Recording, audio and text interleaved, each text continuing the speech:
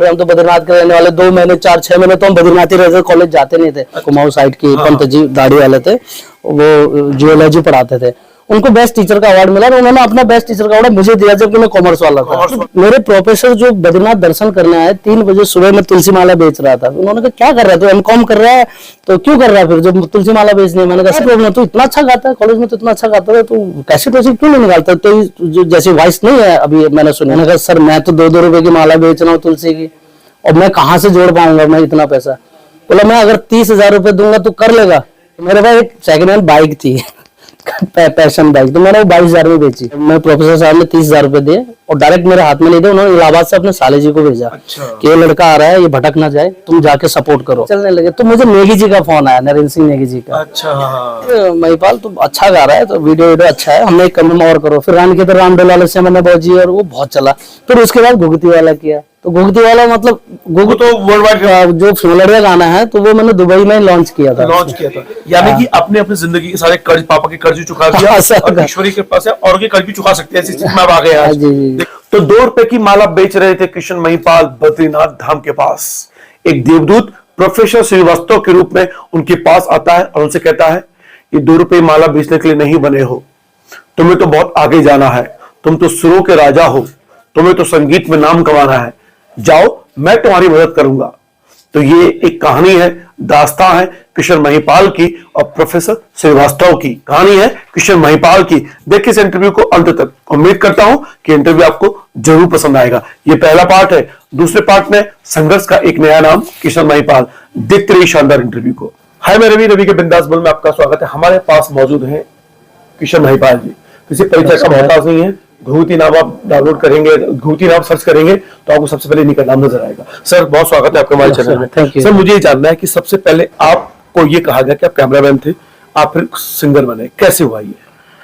Singing का शौक देखिए हम बचपन से था, कॉलेज टाइम से था। बचपन से मतलब मैं उस मुल्क से हूँ जिस मुल्क के ब्लड में पूरा संस्कृति अपना धरोहर पूरा है। माणा गांव है मेरा, इंद्रधारा छोटा सा गांव है, तो लास्ट बॉर्डर पे है। तो वहाँ पे जो परंपराएं कल्चर बड़ा रिच है, जैसे खान पान को लेके है, सारे शुभ त्योहारों को लेके है, कुछ भी होता है जैसे बार त्योहार के दिन शुभ कार्यों में मांगल होता है, पौना नृत्य होता है, अलग बहुत खान पान में अलग विधा वो है। ये बड़ा वही गांव है जो सबसे आखिरी गांव माना जाता है? बिल्कुल बिल्कुल। अच्छा। माना उससे आगे फिर तिब्बत, पहले तो हमारे पूर्वज वहीं से व्यापार करते थे तिब्बत से, तो 62 में चाइना वॉर के कारण सारा बंद हो गया व्यापार, तिब्बत व्यापार। तो फिर हम लोग फिर हमारा मतलब पहले सब सारा चीज व्यापार वहीं होता था, तो वहाँ पे कल्चर बड़ा अच्छा था। तो बचपन में सुना करते थे, मांगल सुना करते थे, महिलाएं जोड़ा चांसड़ी हमारे यहाँ करते थे, तो उनको सुना, जैसे घुघुती गाते हुए सुना मैंने।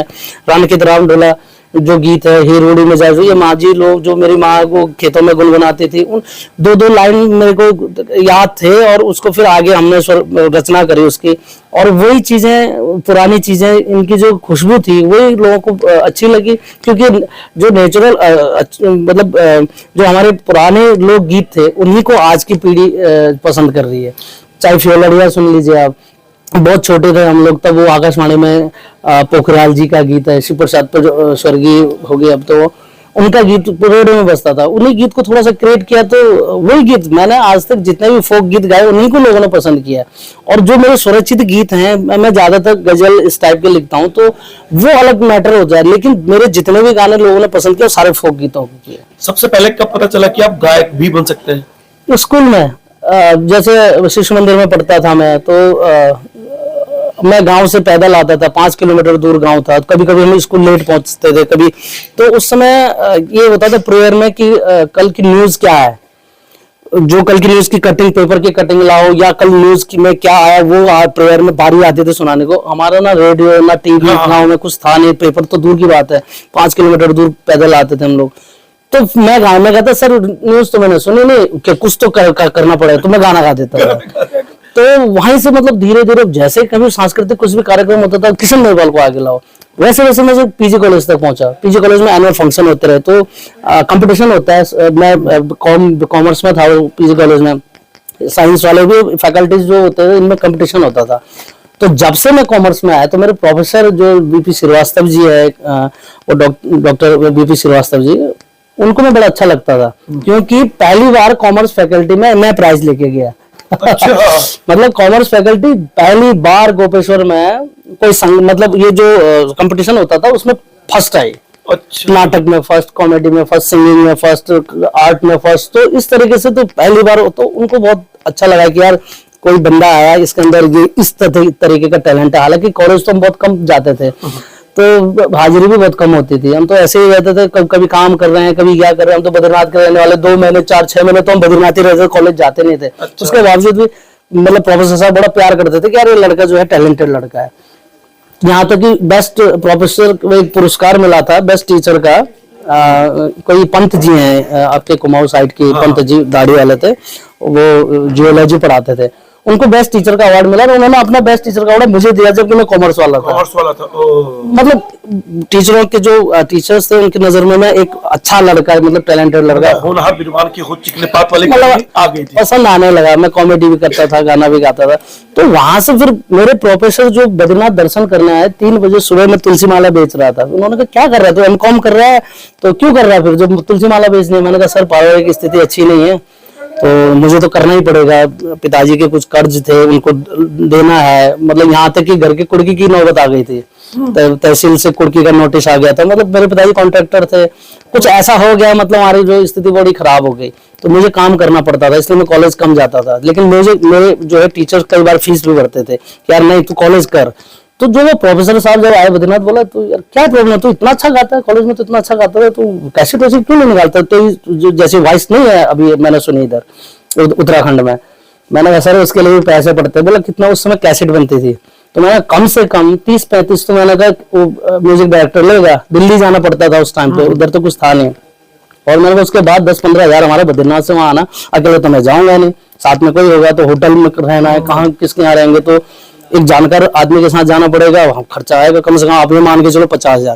बोला तुम कितना कर लोगे? मैंने कहा सर मैं तो 2-2 रुपए की माला बेच रहा हूँ तुलसी की, और मैं कहाँ से जोड़ पाऊंगा मैं इतना पैसा? बोला मैं अगर 30,000 रुपए दूंगा तो कर लेगा?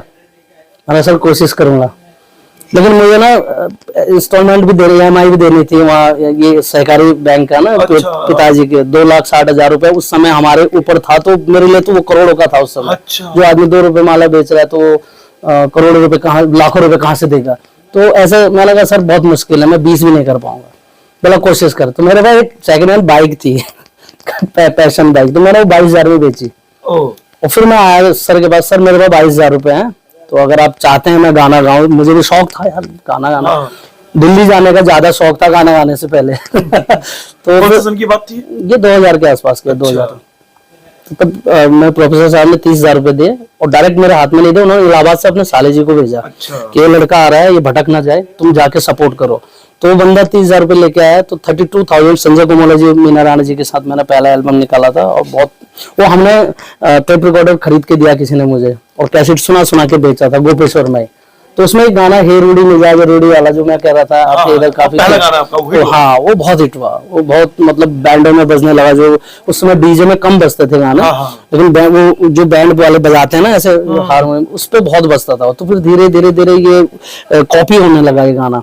कुमाऊं में ललित मोहन जोशी ने गाया था, हे दीपा मिजात दीपा मिजात, वो बहुत। फिर जितेंद्र तुम क्या लगा संगीता में फोन करो लो। अच्छा। तो अब ये किसका गाना है, किसका गाना है, तो उसका गाना था, उसका गाना, तो ये गाना हिट हुआ। तो फिर मेरे सारे गाने सुनने लगे। फिर ओरे सांगली भी लोगों ने सुनना शुरू किया, तो ओरे सांगली भी यहाँ कॉपी हुआ।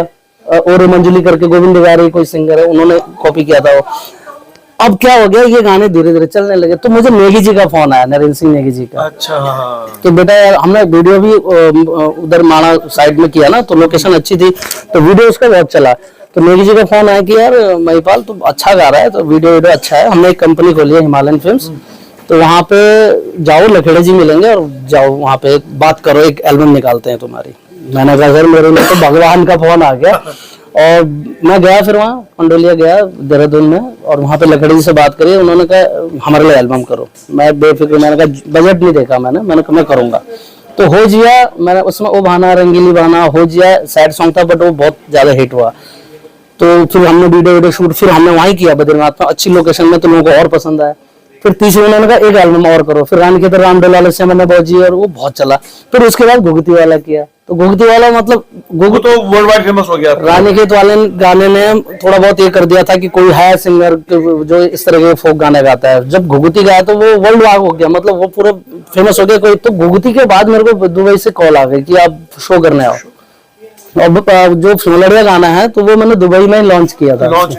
यानी कि आपने अपनी जिंदगी के सारे कर्ज, पापा के कर्ज भी चुका दिया और ईश्वरी के पास है और के कर्ज भी चुका सकते हैं, ऐसी स्थिति में आ गए आज। देखिए ये भगवान बद्रीनाथ की महिमा रही। तो प्रोफेसर का नाम क्या था? बीपी श्रीवास्तव जी। अभी है वो? हाँ, अभी वो प्रिंसिपल है वहाँ पे देहरादून रायपुर साइड में। अच्छा, मुल्क रहने वाले वो इलाहाबाद के। तो मैं प्रणाम करना चाहता हूँ श्रीवास्तव जी आपको कि आपने उत्तराखंड के ऐसे हीरे को सामने लेके आए तो आज भी 2 रुपए की माला बेच रहे होते निश्चित रूप से। आज वो माला 50 रुपए की हो गई, 50 रुपए की हो गई होती, लेकिन आप कर्ज नहीं चुका पाते अपने। बिल्कुल है कि नहीं है?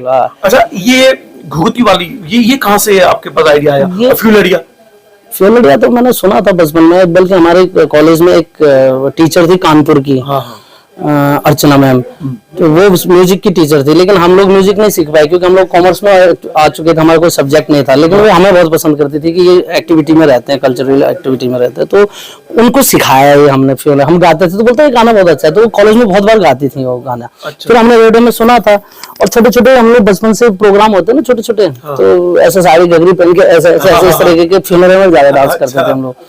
तो जैसे तैसे फिर डुकलान जी, मैं यहाँ एक दिन, डुकलान जी हमारे साहित्यकार हैं बहुत बड़े, उनके काफी गीत मैंने गाए हैं, बहुत अच्छा लिखते हैं वो। उनसे पूछा, मैंने कहा सर ये गाना किसने लिखा है, मुझे गाना है, रिक्रिएट करना है। तो उन्होंने बोला पोखरियाल जी। तो मैंने कहा सर मैं तो नहीं जानता। बोला तो चिंता मत करो, मैं बात करता हूँ। उन्होंने उनसे पूछा, बोला भी कि यार वो गा रहा है, वो घुगती वाला लड़का गा रहा है। उन्होंने कहा ठीक है, वो अच्छा गाता है, हेलो। और किस्मत ऐसी थी कि जब गाना रेडी हुआ तब वो खत्म हो गया, पोखरियाल जी। अच्छा, आप ना मुझे बड़े शरारती लग रहे हैं, मतलब तो क्या अभी आपने जिंदगी में लव, प्यार, वाह, प्रेम किया? कोई वो गाने सुने? मैं पूछ रहा हूँ। नहीं ऐसा नहीं है, प्यार मोहब्बत किसने नहीं किया, सबने किया। कॉलेज था हमारे, तो बचपन से 9th से मुझे प्यार हो गया। नटखट शरारती लगे मतलब गाँव में आप वो करते होंगे ना बचपन में, जो एक शरारती बच्चे। हमारे गाँव का सबसे बिगड़ा हुआ लड़का मैं था। यदि मैंने सही पहचाना? सबसे बिगड़ा हुआ लड़का मैं, मुझे कोई पसंद नहीं करता था। अच्छा। मैं सच बताऊं, चाहे यार दोस्त तो जो थे, लेकिन बाहर के लोग यार ये उठपटांग आदमी है, लड़ता झगड़ता रहता है। और अभी भी हमारे इंडस्ट्री में मुझे इसी बात से मुझसे ज्यादा चिढ़ते हैं लोग कि गुस्सा करता है, ये अच्छा। मैं शैतानी बहुत करता हूँ। अच्छा। मतलब कोई उठपटांग गाली दे दूं किसी को। अच्छा। अभी भी वैसा लक्षण है। बाकी तो ऐसा नहीं है। जिंदगी जो मैंने अपनी जवानी बद्रीनाथ में बिताई, भगवान बद्री विशाल ने वो जवानी मेरे को अभी इस उम्र में भी मैं दे दिए, वापस कर दिया, और मैं बहुत अच्छे से जी रहा हूँ, बहुत अच्छे तरीके से। आपने किशन महिपाल को, ये उनके संघर्ष की कहानी थी। ये संघर्ष की कहानी जारी रहेगी पार्ट 2 में। देखते रहिए रवि का बिंदास बोल। अगर ये वीडियो पसंद आया है तो उम्मीद करता हूं कि इसको आप शेयर और लाइक जरूर करेंगे, और इस चैनल को सब्सक्राइब जरूर करेंगे, जो आपका अपना चैनल है रवि का बिंदास बोल। जय उत्तराखंड, जय किशन महिपाल और जय श्रीवास्तव।